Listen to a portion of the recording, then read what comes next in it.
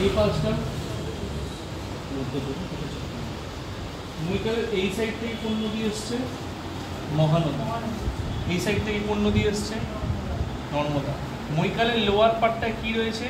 অমরকণ্টক, মালভূমি। মহিকালের highest peak কি? Amarkantak pick. এটা যেন মাথা থাকে, হাইয়েস্ট পিককে অমরকণ্টক পিক হিসেবে কনসিডার করছি, আর লোয়ার পার্টকে কি হিসেবে বলছি? অমরকণ্টক মালভূমি। এই অমরকণ্টক মালভূমিতে কার উৎপত্তি? নর্মদা নদীর। ঠিক আছে।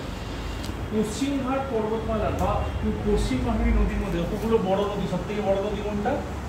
নর্মদা, 13 আর আমরা যদি এই সেন্সে বলি, দেখো এখানে লক্ষ্য করে দেখবে এখানে একটা ব্রেক হয়েছে, এখানে একটা ব্রেক হয়েছে ডেল্টা ক্রিয়েটের জন্য।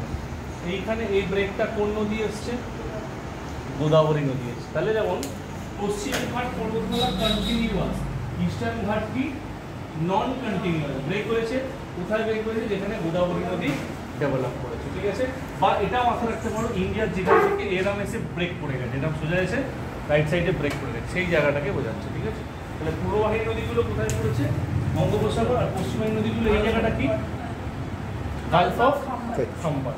লুনি যেখানটায় লিখেছো 495 কিলোমিটার, ওখানে লিখে রাখো অন্তর্বাহিনী নদী বা ইনল্যান্ড রিভার।